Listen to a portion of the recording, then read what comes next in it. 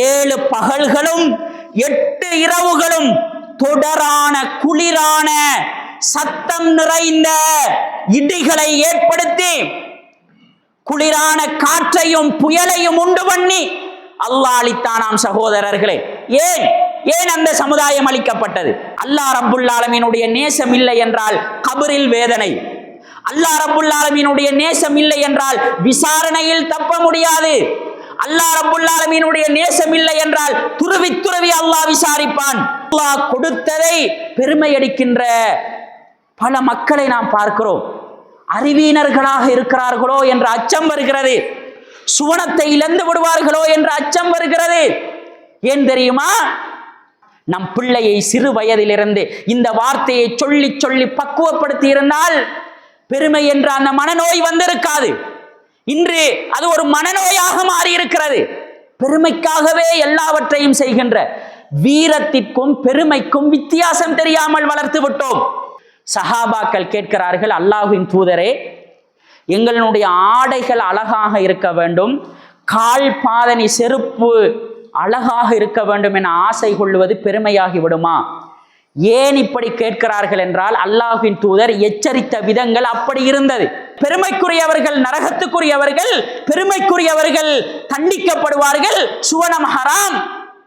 இப்ப கேள்வி என்னென்றால் பெருமைக்கான வரைவிலக்கணம் என்ன? அல்லாஹ் ரப்புல் ஆலமீன் அழகானவன், அழகை விரும்புகிறான். மூமின்கள் அழகை விரும்ப வேண்டும், அழகை நேசிக்க வேண்டும், அழகாக இருக்க வேண்டும். இதையெல்லாம் சொல்லிவிட்டு அல்லாஹ்வின் தூதர் சொன்னார்கள், பெருமை எது தெரியுமா? சத்தியத்தை மறுப்பது, மனிதர்களை ஏளனமாக கருதுவது.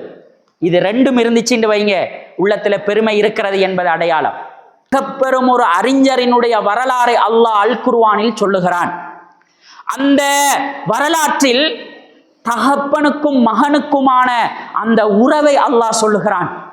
அந்த உறவில் ஒரு தகப்பன் மகனுக்கு செய்ய வேண்டிய உபதேசங்களை அல்லாஹ் சொல்லுகிறான்.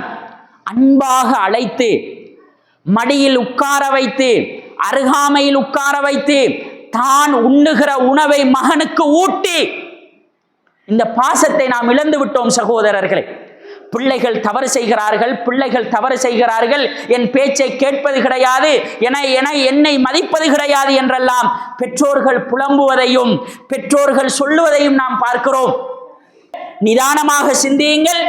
எப்பொழுதாவது நம்முடைய 20, 30, 40, 50, 60, 70 வருட வாழ்க்கையில் அல்லாஹ் ரப்புல் ஆலமீனிடம் கையேந்தி, இறைவா, நான் உன் நேசத்தை கேட்கிறேன், உன்னிடத்தில் உன் நேசத்தை கேட்கிறேன், இறைவா, உன்னுடைய கருணை, உன்னுடைய அன்பை எனக்கு தா என்று நாம் கேட்ட வரலாறு இருக்கிறதா?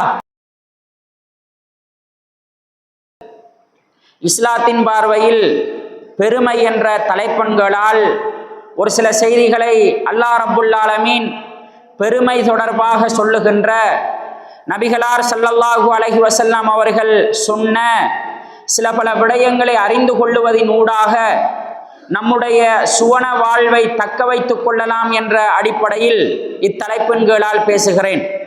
அன்பு சகோதரர்களே, அல்லாஹ்வின் நல்லடியார்களே, அல்லாஹ் ரப்புல் ஆலமீன் வாரத்தில் ஒரு விடுத்தம் ஜும்மா என்ற ஒரு கடமையை நமக்கு தந்து, அந்த கடமையில் உரை நிகழ்த்துகின்ற ஒரு பகுதியை அல்லாஹ் வைத்து, அவற்றில் சொல்லப்படுகின்ற அல் குர்ஆன் அசுன்னாவை நம்முடைய வாழ்க்கையில் கடைபிடிப்பதற்காக ரப்புல் ஆலமீன் இதை தந்திருக்கிறான்.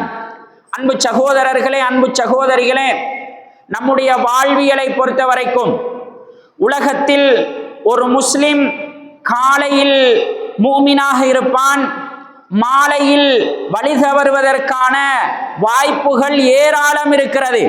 காலையில் ஒரு மனிதன் முஸ்லிமாக இருப்பான், மாலையில் அந்த முஸ்லிம் என்ற பகுதியில் இருந்து காஃபிராகுவதற்கு, நிராகரிப்பதற்கு ஏராளமான வழிகள் இருக்கிறது. இவற்றை அல்லாஹ்வின் தூதர் சொன்னதன் பிரகாரம் நபி தோழர்கள் பயந்து வாழ்ந்திருக்கிறார்கள் என்பதையும் நம்மால் அறிய முடிகிறது. அப்படி என்றால் நாமும் இந்த உலகத்தில் வாழுகிற நேரத்தில் காலையில் மூமினாக இருப்போம், முஸ்லிமாக இருப்போம், மாலை நேரத்தில் ஷைத்தானினுடைய தூண்டுதலால் நாம் மூமின் என்ற அந்த பகுதியிலிருந்து முஸ்லிம் என்ற அந்த உன்னதமான உயர்வான பெயரினுடைய அந்த பகுதியிலிருந்து ஷைத்தான் நம்மை வழிகெடுக்கலாம். இந்த வழிகெடுப்பிலிருந்து நாம் விடுபடுவதற்கு ரப்புல் ஆலமீன் தந்திருக்கின்ற மிகப்பெரியதொரு அருள் தான் ஜும்மா என்ற ஒரு பகுதி. சகோதரர்களே, பல எண்ணங்களோடு வருவோம், பல சிந்தனைகளோடு வருவோம். ஆனால் உரையில் சொல்லப்படுகின்ற அல் குர்ஆனினுடைய வசனம், உரையில் சொல்லப்படுகின்ற நபிகளாரினுடைய ஒரு செய்தி நம்முடைய வாழ்வை மாற்றலாம், மாற்றி இருக்கிறது. ஜும்மாவால் திருந்திய ஏராளமான மனிதர்கள் இருக்கிறார்கள். ஜும்மா என்பது நமக்கு அல்லாஹ் செய்த மிக பெரும் அருள் சகோதரர்களே. அவற்றிலும் குறிப்பாக நம்மை ரப்புல் ஆலமீன் நேசிக்கிறான் என்பதற்கான அடையாளமாக, ரப்புல் ஆலமீன் என்னையும் உங்களையும் பாசத்தோடு பார்க்கிறான் என்பதன் விளைவாக இந்த ஜும்மாவிலே நம்மை கலக்க வைத்திருக்கிறான். ஜும்மாவிலே நேர காலத்தோடு வந்திருக்கின்ற அந்த வாய்ப்பை தந்திருக்கிறான். ரப்புல் ஆலமீன் நம்மை நேசிக்கிறான் சகோதரர்களே. அப்படி என்றால் ரப்புல் ஆலமீன் நேசிக்கிறான் என்பதை அறிந்த நாம் நம்முடைய வாழ்க்கையில் அல் குர்ஆனும் சுன்னாவும் சொல்லுகின்ற விடயங்களை பின்பற்றுகின்ற ஒரு சமுதாயமாக மாற வேண்டும்.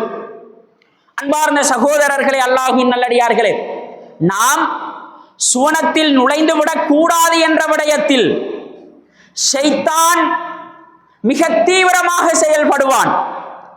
நம்மை விட பல விடயங்களை அறிந்த அந்த இப்லீஸ் மலக்குமார்களோடு ரப்புல் ஆலமீன் ஷைத்தானின் தலைவனை, நெருப்பால் படைக்கப்பட்ட அந்த ஷைத்தானினுடைய தலைவனை அல்லாஹ் வைத்திருக்கிறான் என்றால் எவ்வளவு பெரிய அறிவோடு இருந்திருக்க வேண்டும், எவ்வளவு பெரிய அறிவை கொண்டவனாக இருந்திருக்க வேண்டும்.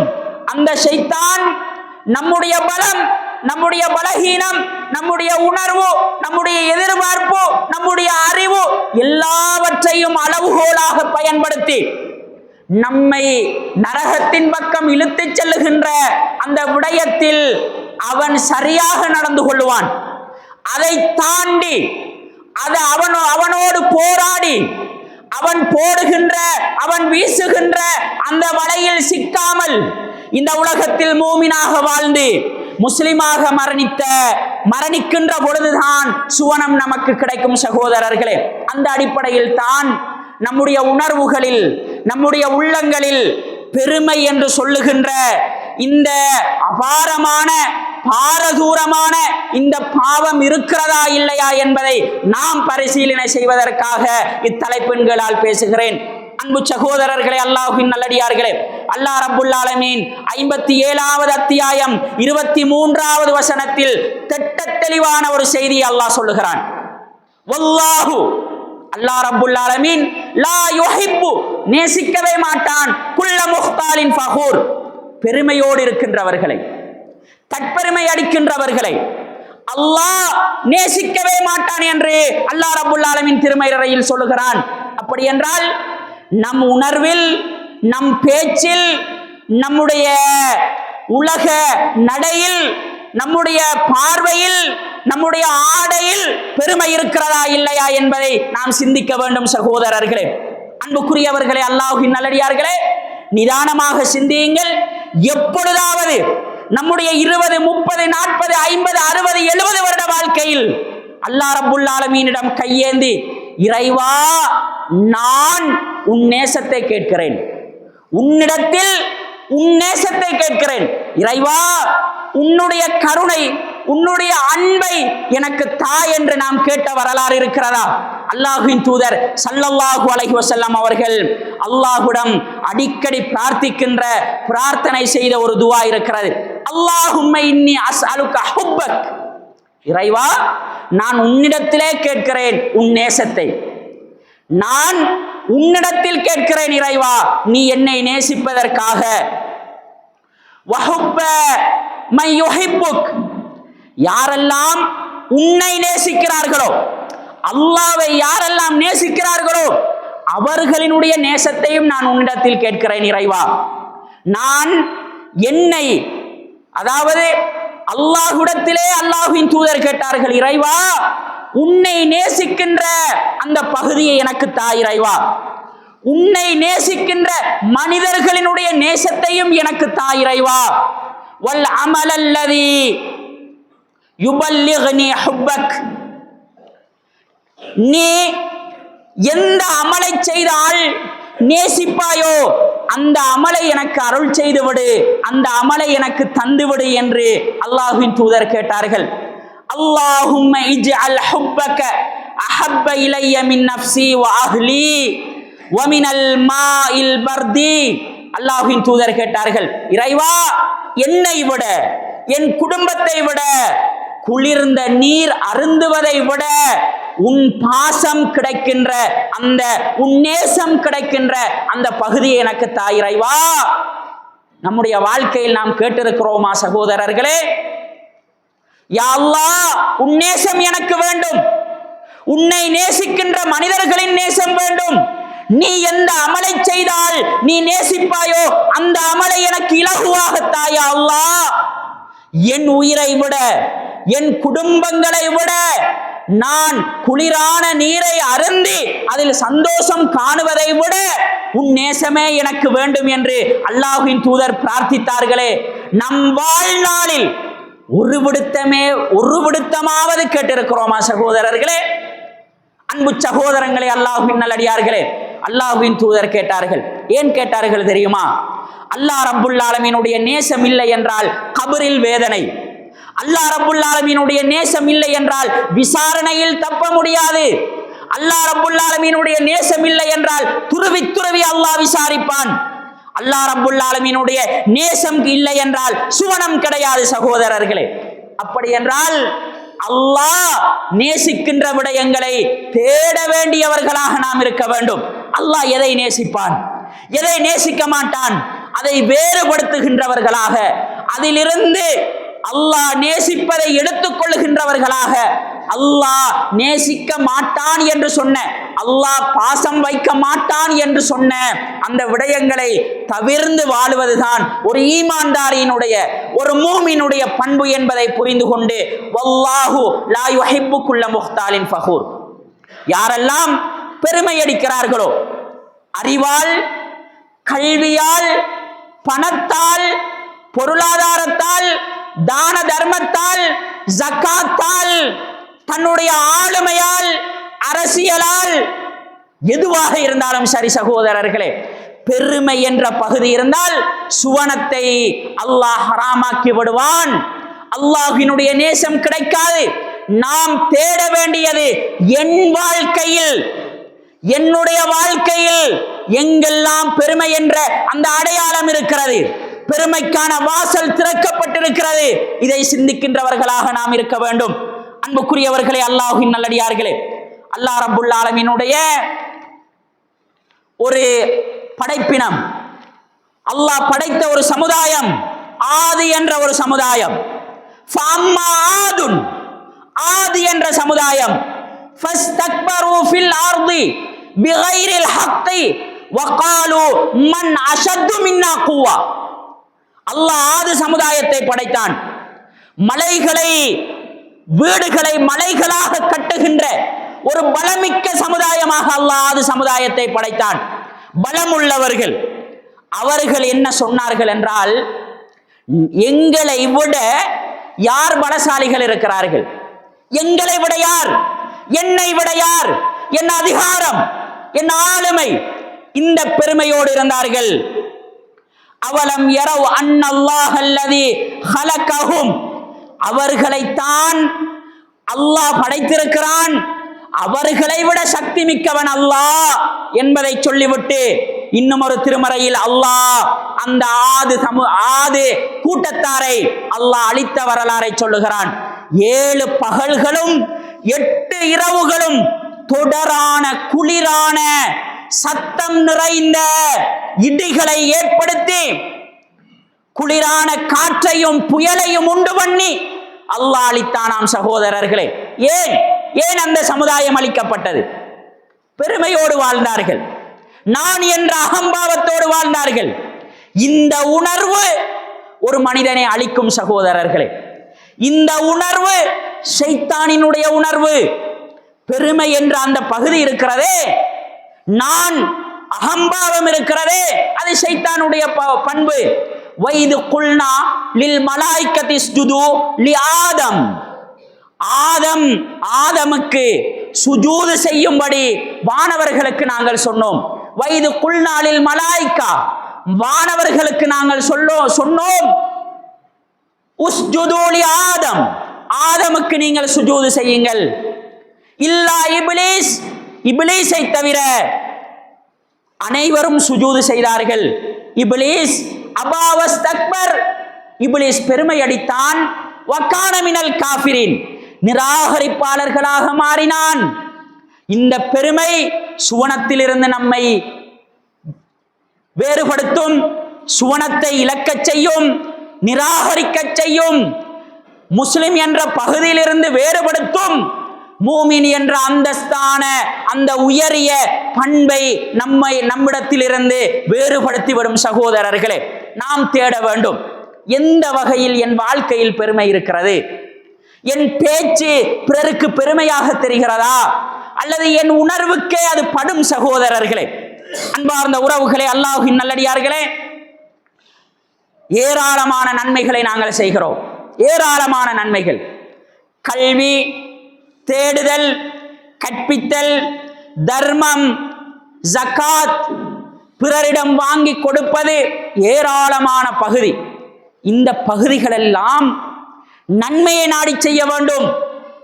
அல்லாஹ்வின் தூதர் ஸல்லல்லாஹு அலைஹி வஸல்லம் அவர்கள் சொன்னார்கள், நாளை மறுமை நாளில் ஒரு மனிதர் வருவார். யார்?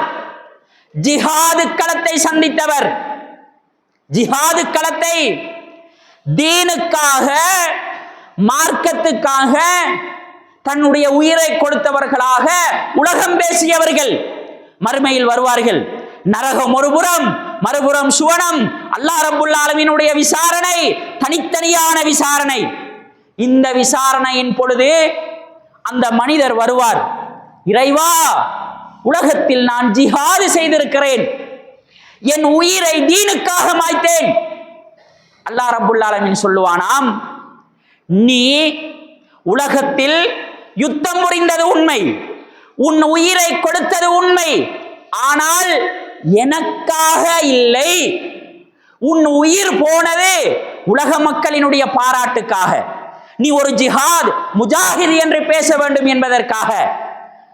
அதனால் சுவனம் கிடையாது என்று அல்லாஹ் ரப்புல் ஆலமீன் சொல்லிவிடுவானாம். இந்த உலகத்தில் தர்மங்கள் செய்து தர்மஹர்த்தாவாக மறுமையில் அல்லாஹ் ரப்புல் ஆலமீனுக்கு முன்னாடி வருவார்கள். 1000, 10,000, லட்சம், கோடி பள்ளிவாயல்கள், அதே போன்று பாடசாலைகள், மைதானங்கள், ரோடுகள் ஏராளம் மறுமையில் வருவார்கள். அல்லாஹ் ரப்புல் ஆலமீனுக்கு முன்னாடி, இறைவா, பாடசாலையை கட்டி கொடுத்தேன், பள்ளிவாசலை கட்டி கொடுத்தேன், பள்ளியை உருவாக்கினேன், என் தலைமையில் நின்றார்கள். அல்லாஹ் ரப்புல் ஆலமீன் சொல்லுவானாம், இதுவெல்லாம் நடந்தது உண்மை, ஆனால் உன் உணர்வில் எனக்காக என்ற அந்த பகுதி இருக்கவில்லை. இருந்ததெல்லாம் மக்களின் பாராட்டுக்காக, மக்கள் புகழ வேண்டும் என்பதற்காக. இதனால் சுவனம் கிடையாது என்று அல்லாஹ் ரப்புல் ஆலமீன் சொல்லுவானாம். கல்விமான் வருவார், அல் குர்ஆனை கற்பித்தவர் வருவார், பாடசாலையில் கற்றுக் கொடுத்தவர்கள் வருவார்கள். அல்லாஹ் ரப்புல் ஆலமீனுக்கு முன்னாடி, இறைவா, உன் கலாமை கற்பித்தேன், என்னுடைய அறிவை நான் மாணவர்களுக்கு சொல்லிக் கொடுத்தேன், சுவனம் வேண்டும் என்று சொல்லுகிற நேரம் அல்லாஹ் ரப்புல் ஆலமீன், நீ கற்பித்தது உண்மை, ஆனால் எனக்காக என்னிடம் நன்மையை எதிர்பார்த்து இல்லை என்று அல்லாஹ் ஒதுக்கி விடுவானாம். அப்படி என்றால் நாம் கல்வியை கற்பிக்கிற நேரம், தர்மங்களை கொடுக்கிற நேரம், அல்லாஹ்வுக்காக சில பல விடயங்களை செய்கிற நேரம், உணர்வுகளில் அல்லாஹ் என்ற அந்த பகுதி வருகிறதா? அல்லாஹ்வுக்காக நான் கொடுக்கிறேனா? இதை வாங்கி கொடுக்கிறேனா? நாம் பார்க்க வேண்டும். சகோதரர்களே, இன்றைக்கு சர்வ சாதாரணமான பெருமை அடிக்கின்ற, அல்லாஹ் கொடுத்ததை பெருமை அடிக்கின்ற பல மக்களை நாம் பார்க்கிறோம். அறிவீனர்களாக இருக்கிறார்களோ என்ற அச்சம் வருகிறது. சுவனத்தை இழந்து விடுவார்களோ என்ற அச்சம் வருகிறது. ஏன் தெரியுமா?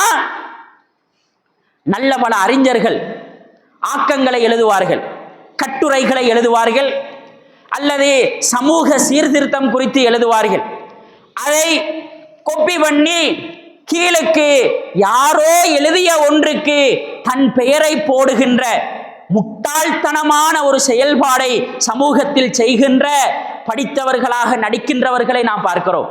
யாரோ எழுதிய ஒரு கட்டுரை, யாரோ எழுதிய ஒரு ஆக்கம், யாரோ சமூகத்துக்கு கொடுத்த தீர்ப்பு, அதை வாசித்துவிட்டு தான் எழுதியது போன்று, தன்னுடைய அறிவு போன்று சமூகத்தில் நடிக்கிறார்கள் என்றால் எவ்வளவு பெரிய அநியாயம், எவ்வளவு பெரிய அட்டூழியம். இன்றைக்கு தனக்கு பெருமை சேர்க்க வேண்டும் என்பதற்காக, தனக்கு பெருமை சேர்க்க வேண்டும் என்பதற்காக பொருளாதாரத்தை இறைக்கின்ற சமுதாயத்தை நாம் பார்க்கிறோம். அல்லாஹ் பாதுகாக்க வேண்டும். இன்றைய காலகட்டத்தில் என் தலைவன் முஹம்மது என்று சொல்லுவதை தாண்டி என் தலைவன் இந்த அரசியல்வாதிகள் என்று சொல்லி பேரம் பேசுகின்ற என் தலைவன் சொன்னால் சரியாகத்தான் இருக்கும் என்று குர்ஆனுக்கு முரண்பட்டு வாழுகின்ற சமூக தலைவர்களை நாம் பார்க்கிறோம். அல்லாஹ் பாதுகாக்க வேண்டும் சகோதரர்களே. சுவனம் இழக்கப்பட்டு விடுமோ என்ற அச்சமே தவிர வேறு எதுவும் கிடையாது. சுவனத்தை இழக்கின்ற ஒரு நிலை நமக்கு வந்துவிடக் கூடாது. எம் தலைவர் முஹம்மது, எம் தலைவன் முஹம்மதுனா நபி. அன்பு சகோதரர்களே, அல்லாஹ்வின் நல்லடியார்களே, இந்த உணர்வோடு நாங்கள் வாழ வேண்டும். இன்றைக்கு அண்மையில் நடந்து கொண்டிருக்கின்ற, குறிப்பாக பாவங்களை தடுக்கின்ற விடயத்தில் கூட அதிலும் பெருமை வந்துவிடக் கூடாது சகோதரர்களே. சமூகத்தில் பாவங்கள் பிழை, ஆனால் நான் தான் தடுக்கின்றேன், என்னால் தான் தடை செய்யப்பட்டது. இந்த அகம்பாவம், இந்த பேச்செல்லாம் ஒரு மூமினுக்கு அழகல்ல. இன்றைய காலகட்டத்தில் இந்தியாவில் ஒரு முஸ்லிம் பெண் நாறிக்கொண்டிருக்கின்ற மீடியாவில் சரிபிழை என்பதை தாண்டி, இது எங்கு பிழை இருக்கிறது என்பதை தாண்டி இஸ்லாம் சொன்ன அடிப்படையில் ஒரு பிழையை தட்டி கேட்டிருந்தால், அல்லது இஸ்லாமிய வழியில் அந்த பெண்மணி சென்றிருந்தால் இன்று அவளுக்கான அந்த பெயர் வேறு விதத்தில் இருக்கும். ஆனால் அண்மையில் பஸ்ஸிலே ஒரு பெண்மணி பயணிக்கிறாள். கேரளாவை சேர்ந்த ஒரு முஸ்லிம் பெண்மணி பயணிக்கிற நேரம் ஒரு ஆண் தன்னோடு பிழையாக நடக்கிறார் என்பதாக அவள் யூகித்தாளோ, அல்லது பிழையாக நடந்தாரோ, அல்லது தன்னுடைய அந்த மீடியாவை அல்லது தன்னை பெருமைப்படுத்திக் கொள்வதற்காகவோ, அல்லாஹ் ரப்புல் ஆலமீன் அறிந்தவன், ஒரு வீடியோ காட்சி ஒன்றை வெளியிடுகிறாள். அந்த வீடியோ காட்சியினுடைய விபரீதம் என்ன தெரியுமா? அந்த நபர் தனக்கு இப்படி ஒரு அவமானம் வந்து விட்டது, பிழை செய்தாரா இல்லையா, அவள் பக்கம் நியாயம் அநியாயம் அதை பேச வேண்டி வரவில்லை. ஆனால் அந்த மனிதர் வெட்கத்தின் உச்சகட்டம், உயிரை மாய்த்துக் கொள்ளுகிறார், தற்கொலை செய்து கொள்ளுகிறார். அன்பு சகோதரங்களே, அல்லாஹ்வின் நல்லடியார்களே, இன்று மீடியாக்கள் முழுக்க பேசுகிறது தன்னுடைய அந்த நண்பர்களை அதிகரிப்பதற்காக, அல்லது நான் இப்படித்தான் என்ற அந்த பகுதியை சமூகத்திற்கு காட்டுவதற்காக அவள் வீடியோ எடுத்ததாக இன்று பேசப்படுவதை நாங்கள் பார்க்கிறோம். அன்பு சகோதரங்களே, அல்லாஹ்வின் நல்லடியார்களே, பெருமை சேர்க்க போய் அழிந்து போன வரலாறாக இது மாறிவிடலாம். அன்பு சகோதரங்களே, அல்லாஹ்வின் நல்லடியார்களே, நாம் தேடுவோம், நம் வாழ்க்கையில் தேடுவோம். அல்லாஹ் ரப்புல் ஆலமீன் எங்கு பிடிக்கிறான் என்பதை பாருங்கள். தொழுகையாளிகளுக்கு கேடாம், தொழுகையாளிகளுக்கு கேடாம். திருமறையில் அல்லாஹ் சொல்லுகிறான், தொழுகையாளி சுவனம் என்று பார்த்திருக்கிறோம். தொழுகையாளிகளுக்கு மறுமையில் ஜன்னத்துல் ஃபிர்தௌஸ் இருப்பதாக பார்க்கிறோம். குர்ஆனில் அல்லாஹ் சொல்லுகிறான், தொழுகையாளிகளுக்கு கேடு. எந்த தொழுகையாளி, எந்த தொழுகையாளிக்கு சுவனம், எந்த தொழுகையாளிக்கு கேடு? அன்பு சகோதரங்களே, அல்லாஹ்வின் நல்லடியார்களே, பிறர் பார்க்க வேண்டும் என்பதற்காக தொழுதால், பிறர் பாராட்ட வேண்டும் என்பதற்காக தொழுதால், அடுத்தவர்கள் எல்லாம் என்னை தொழுகையாளி என்று சொல்ல வேண்டும் என்பதற்காக தொழுதால் அந்த தொழுகை அவருக்கு கேடாக மாறும். நாம் தொழ வேண்டும் அல்லாஹ்வுக்காக, நாம் தொழ வேண்டும் அல்லாஹ் மறுமையில் சுவனத்தை தர வேண்டும் என்பதற்காக, நரகத்திலிருந்து விடுதலை பெற வேண்டும் என்பதற்காக இப்படி நாம் தொழ வேண்டும். சகோதரர்களே, நாம் தர்மம் கொடுக்கிறோம். இன்று சமூக மட்டத்தில் பெரும் பெரும் நிறுவனங்கள் பல உதவிகளை செய்து வருகிறது. அல்லாஹ் அவர்களுடைய அந்த தேடுதல் அல்லாஹ் அருள் செய்ய வேண்டும். ஆனால் தங்களினுடைய பொருளாதாரமாக சமூகத்தில் சொன்னால் அது பெருமையாக மாறிவிடும். யாரோ ஒருவர் தருகிறார், நாம் இடையில் நின்று கொடுக்கிறோம். நம் பொருளாதாரம் அல்ல, நம்மை நம்புகிறார்கள். அந்த நம்பிக்கைக்கு நியாயமாக நடந்து கொள்ளுகின்றவர்களாக நாம் இருக்க வேண்டும். அதை வைத்து பெருமை அடிக்கின்ற சமுதாயங்களை நாங்கள் பார்க்கிறோம். அன்பு சகோதரர்களே, அல்லாஹ்வின் நல்லடியார்களே, நம் கல்பு நமக்கும் அல்லாஹ்வுக்குமானது. நமக்கும் அல்லாஹ்வுக்கும் மட்டும்தான் தெரியும். அப்படி என்றால் நம்முடைய வாழ்க்கையை சிந்திப்போம்.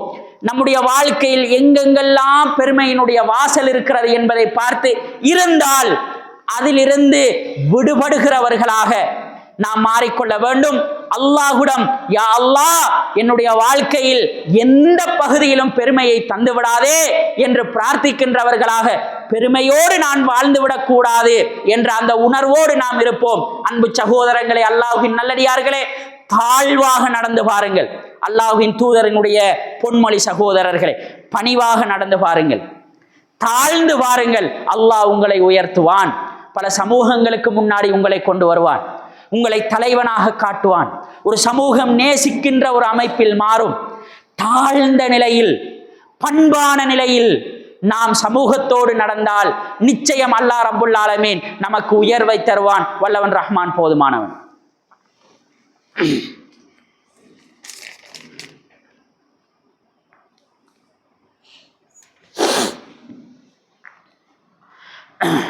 இன்னல் ஹம்தலில்லாஹ் வஸ்ஸலாத்து வஸ்ஸலாமு அலா ரசூலில்லாஹ் நபியினா முஹம்மதின் வ ஆலிஹி வ ஸஹ்பிஹி அஜ்மஈன். அம்மா பஅத். அன்பார்ந்த சகோதரர்களே, அல்லாஹ்வின் நல்லடியார்களே, இஸ்லாத்தின் பார்வையில் பெருமை என்ற தலைப்பண்களால் அல் குர்ஆனும் அசுன்னாவும் சொல்லுகின்ற ஒரு சில விடயங்களை அறிந்து கொண்டு நம் வாழ்வை நாம் புனிதப்படுத்தி நாளை மறுமையில் சுவனத்தை அடைந்து கொள்ள வேண்டும் என்ற நல்ல உயரிய நோக்கோடு இத்தலைப்பண்களால் பேசுகிறேன். அன்பு சகோதரர்களே, அல்லாஹ்வின் நல்லடியார்களே, அல்லாஹ் ரப்புல் ஆலமீன் திருமறையில் எந்த ஒரு எழுத்தையும் எந்த ஒரு ஹரக்கத்தையும் வீணுக்காக சொல்லவில்லை. அல்லாஹ் ரப்புல் ஆலமீனுடைய ஒவ்வொரு எழுத்தும், ஒவ்வொரு அத்தியாயங்களும், ஒவ்வொரு வரலாறுகளும் நமக்கு படிப்பினை சகோதரர்களே. இந்த சமூகத்திற்கான, குறிப்பாக ஒவ்வொரு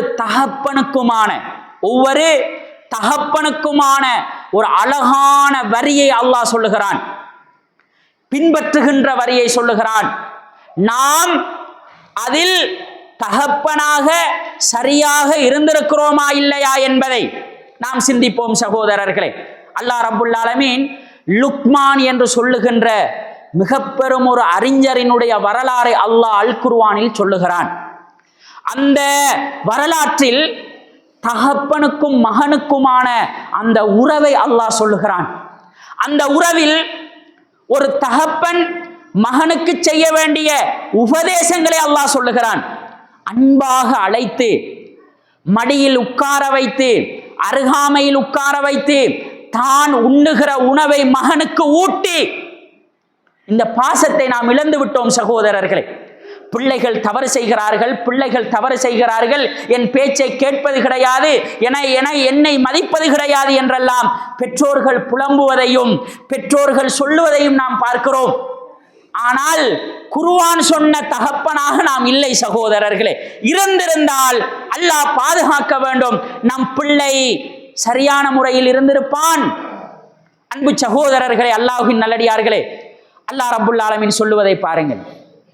லுக்மான் என்ற அந்த அறிஞர் சொன்னாராம், தன் மகனை அழைத்து, வலா துஸையிர் ஹத்தக லின்னாஸ், வலா துஸையிர் ஹத்தக லின்னாஸ் ஃபில் அர்லி மரஹா, மனிதர்களை விட்டும் உன் முகத்தை பெருமையோடு திருப்பிக் கொள்ளாதே. முதலாவது பகுதி சகோதரர்களே, ஒரு தகப்பனாக செய்திருக்கிறீர்களா என்பதை சிந்தியுங்கள். ஒரு தாயாக தங்கள் பிள்ளைகளுக்கு இதை செய்திருக்கிறீர்களா என்பதை சிந்தியுங்கள். யாரையும் ஏளனமாக பார்க்க கூடாது என்பது இந்த வசனம். பாடசாலைக்கு மாணவர்கள் செல்லுகிறார்கள். உன்னுடைய சக மாணவர்களை, உன் சக மாணவியை நீ ஒரு காலத்திலேயும் வேற்றுக்கண் கொண்டு பார்த்து விடாதே. அல்லாஹ் படைத்திருக்கிறான். உன்னையும் எங்களுக்கு அல்லாஹ் தந்தான். அதேபோல் உன்னுடைய சக மாணவிகளும் இன்னும் ஒரு சாராருக்கு பிள்ளைகள். சரியாக பார்க்க வேண்டும். இந்த வசனம் எதை தெரியுமா சொல்லுகிறது? பெருமையின் அடித்தளம் கூட, ஒரு ஒரு ஒரு நுண்ணி கூட தங்களுடைய பிள்ளைகளுக்கு வந்துவிடக் கூடாது என்று ஒரு அறிஞர் சொன்ன செய்தியை அல்லாஹ் சொல்லுகிறான். அதை சொல்லிவிட்டு இன்னல்லாஹ லா யுஹிப்பு குல்ல முஹ்தாலின் ஃபஹூர், அல்லாஹ் ரப்புல் ஆலமீன் பெருமை அடிக்கின்றவர்களை நேசிக்க மாட்டான். நம் பிள்ளையை சிறு வயதிலிருந்து இந்த வார்த்தையை சொல்லி சொல்லி பக்குவப்படுத்தி இருந்தால் பெருமை என்ற அந்த மனநோய் வந்திருக்காது. இன்று அது ஒரு மனநோயாக மாறி இருக்கிறது. பெருமைக்காகவே எல்லாவற்றையும் செய்கின்ற வீரத்திற்கும் பெருமைக்கும் வித்தியாசம் தெரியாமல் வளர்த்து விட்டோம். வீரம் வேறு, பெருமை வேறு. இன்று வீரத்தையும் பெருமையையும் கலப்படமாக நினைத்து பெரியோருக்கு மரியாதை செய்யாமல் நடக்கின்ற அந்த பகுதியை வீரமாக நினைக்கிறார்கள். அன்பு சகோதரர்களே, அல்லாஹ்வின் நல்லடியார்களே, உங்கள் பிள்ளைகள் பெருமையோடு இருக்கிறார்களா, வீரத்தோடு இருக்கிறார்களா, பக்குவமாக இருக்கிறார்களா, ஆசிரியர்களுடைய பேச்சை கேட்கிறார்களா, பள்ளி நிர்வாகங்களுடைய பேச்சை கேட்கிறார்களா என்பதை இதிலிருந்து நீங்கள் உணர்ந்து கொள்ளலாம். ஒவ்வொரு வெள்ளிக்கிழமைகளிலும் ஜும்மா முடிந்த பிறகு, தொழுகை முடிந்த பிறகு நாம் ஏதோ ஒரு மெசேஜை, ஏதோ ஒரு தகவலை ஊர் சார்ந்து, மாணவர்கள் சார்ந்து, பள்ளிக்கூடம் சார்ந்து, பள்ளி மதரசா சார்ந்து சொல்லுகிறோம். அமைதியாக உட்கார்ந்து தொழுது விட்டு ஆக குறைந்தபட்சம் 5 நிமிடத்துக்குள் முடிந்துவிடும் சொல்லுகிற செய்தி. அதை கேட்க மறுத்துவிட்டு செல்லுகிறோமே, அது ஒரு வகையான ஒழுக்க மீறல். உங்கள் வளர்ப்பில் உள்ள பிழை. ஒரு தகப்பனை மதிக்காத தனம், ஒரு நிர்வாகத்தை மதிக்காத தனம், ஒரு அறிஞரை மதிக்காத தனம், மஸ்ஜிதை மதிக்காத தனம். உங்கள் பிள்ளைகளுக்கு பெருமையின் சாயலை வீரமாக ஊட்டியிருக்கிறீர்கள். அது ஒரு பெருமை. தாங்க முடியாத நேரம் நிர்வாகமாக எழும்பி இல்லை இல்லை ஒரு 5 நிமிடம் இருந்துவிட்டு செல்லுங்கள் என்று ஆலோசனையாக, அறிவுரையாக, பக்குவமாக சொன்ன பிறகும் இல்லை இல்லை நான் எழும்பித்தான் செல்லுவேன் என்றால் அது பெருமையா இல்லையா சகோதரர்களே? ஒன்று பெருமையாக இருக்க வேண்டும், இல்லாவிட்டால் தகப்பனினுடைய தாயினுடைய வளர்ப்பில் உள்ள பிழையாக இருக்க வேண்டும். அந்த ஒழுக்கங்கட்ட அந்த செயலை பெற்றோராக தண்டியுங்கள் சகோதரர்களே. ஜும்மா தொழுத பிறகு இருந்து விட்டு செல்லலாமே, ஒரு 5 நிமிடம் இருந்து விட்டு செல்லலாமே. நம்முடைய முன்னேற்றத்திற்காகத்தானே சொல்லப்படுகிறது. சிந்தித்து பாருங்கள். ஒரு அழகான தகப்பனாக ஏன் இதை நீங்கள் செய்ய மறுக்கிறீர்கள்? அல்லாஹ் ரப்புல் ஆலமீன் திருமறையில் இந்த செய்திகளோடு வருகிற செய்தி. அல்லாஹ் ரப்புல் ஆலமீன் திருமறையில் ஒரு தகப்பனாக செய்ய வேண்டிய உபதேசமாக இன்னும் ஒன்றை அல்லாஹ் சொல்லுகிறான். வக்ஸித் ஃபீ மஷீக். ஒரு தகப்பன் சொல்லணும் மகனை பார்த்து, உன் நடையில் நடுத்தரத்தை பேணிக்கொள். உன் நடையில் பெருமை வரக்கூடாது சகோதரர்களே. நடையில் அகம்பாவம், அந்த ஒரு வகையான பெருமத்தனத்தோடு நடக்கின்ற வரக்கூடாது என்பதாக ஒரு தகப்பன் சொல்ல வேண்டும். நீ நடுநிலையோடு நடந்து கொள். கோழையாகவும் இருந்துவிடக்கூடாது, அகம்பாவத்தோடும் நடக்கக்கூடாது. ஒரு சராசரி நல்ல மனிதனாக இருக்க வேண்டும். நடையில் நடுத்தரம் பேண வேண்டும். நாம் பார்க்க வேண்டும், நம் பிள்ளையின் நடையில் நடுத்தரம் இருக்கிறதா, பெருமை இருக்கிறதா, பலகீனம் இருக்கிறதா, இதை ஒரு தகப்பன் பார்க்க வேண்டும். பெருமையோடு நடந்தால் இந்த நடை பெருமைக்குரிய நடை, இதை நிறுத்திக்கொள் என்று சொல்ல வேண்டும். வகுலுல் மின் சௌத்திக். பேச்சிலே கழுதை போன்று கத்தக்கூடாது. இன்றைக்கு நாங்க பார்க்கிறோம் சகோதரர்களே, பெற்றோர்களினுடைய வளர்ப்பில் உள்ள பிள்ளைகள். பள்ளிவாயலுக்குள் மாணவ சமுதாயம் வருகிறார்கள். 1 முறை, 2 முறை, 3 முறை, 4 முறை சொல்லுகிறோம். பாடசாலையில் ஆசிரியர்கள் சொல்லுகிறார்கள்.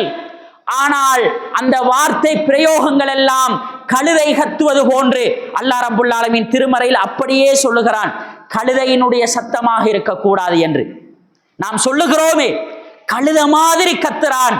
இது வரக்கூடாது சகோதரர்களே, நாம் பார்க்க வேண்டும். இதுவெல்லாம் பெருமையினுடைய சாயலாக இருந்து விடலாம்.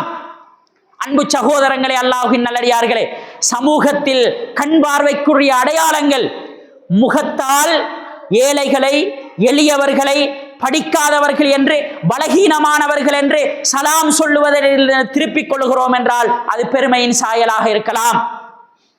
நடையில் பெருமை இருக்கலாம். அல்லாஹ் ரப்புல் ஆலமீன் சொல்லுகிறான், பேச்சில் நம் பார்வைக்கு படும், நடைபடும், முகம்படும், அந்த சத்தத்தை பேசுகிறவர்கள் படுவார்கள். இதுவெல்லாம் ஒரு தகப்பன் பார்க்க வேண்டும் சகோதரர்களே. இதுவெல்லாம் பெருமையின் சாயலாக இருந்தால் வல்லாஹு லா யுஹிப்பு குல்ல முஹ்தாலின் ஃபகூர், அல்லாஹ் பெருமைக்குரியவர்களை நேசிக்க மாட்டான். அன்பு சகோதரர்களே, அல்லாஹ்வின் நல்லடியார்களே, இந்த செய்தியை உள்ளத்தில் ஆழமாக பதித்துக் கொள்ளுங்கள். அல்லாஹ்வின் தூதர் சொன்னார்கள், எவருடைய உள்ளத்தில் கடுகளவு பெருமை இருக்கிறதோ அவர்கள் சுவனம் நுழைய மாட்டார்கள்.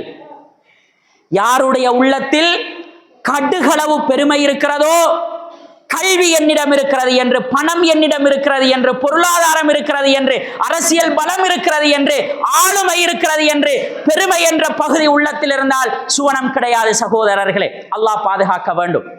இப்ப கேள்வி என்னென்றால், பெருமைக்கான வரைவிலக்கணம் என்ன? பெருமைக்குரியவர்களை அல்லாஹ் நேசிக்க மாட்டான். பெருமைக்குரியவர்கள் ஷைத்தானினுடைய பண்புக்குரியவர்கள், பெருமைக்குரியவர்கள் நரகத்துக்குரியவர்கள், பெருமைக்குரியவர்கள் தண்டிக்கப்படுவார்கள், சுவனம் ஹராம். இப்ப கேள்வி என்னென்றால், பெருமைக்கான வரைவிலக்கணம் என்ன? அல்லாஹ்வின் தூதர் ஸல்லல்லாஹு அலைஹி வஸல்லம் அவர்கள் இந்த செய்தியெல்லாம் சொல்லுகிற பொழுது சஹாபாக்கள் கேட்கிறார்கள், அல்லாஹ்வின் தூதரே, எங்களுடைய ஆடைகள் அழகாக இருக்க வேண்டும், கால் பாதணி செருப்பு அழகாக இருக்க வேண்டும் என ஆசை கொள்வது பெருமையாகி விடுமா? ஏன் இப்படி கேட்கிறார்கள் என்றால், அல்லாஹ்வின் தூதர் எச்சரித்த விதங்கள் அப்படி இருந்தது. பெருமைக்குரியவர்கள் சொர்க்கத்தில் நுழைய மாட்டார்கள் என்றால், இவ்வளவு தொழுகை, இவ்வளவு தர்மம், இவ்வளவு ஜக்காத், இவ்வளவு பண்பாடு, இவ்வளவு கல்வி தியாகம், இவ்வளவு தொழுகையின் தியாகம். அல்லாஹ்வின் தூதரே, பெருமைக்காக இதுவெல்லாம் வந்து விடுமா? ஆடை அழகாக இருப்பது, கால் பாதணி அழகாக இருப்பது பெருமையா? அல்லாஹ்வின் தூதர் ஸல்லல்லாஹு அலைஹி வஸல்லம் அவர்கள் சொன்னார்கள், இன்னல்லாஹ ஜமீலுன் யுஹிப்பு ஜமால், அல்லாஹ் அழகை விரும்புகிறான்.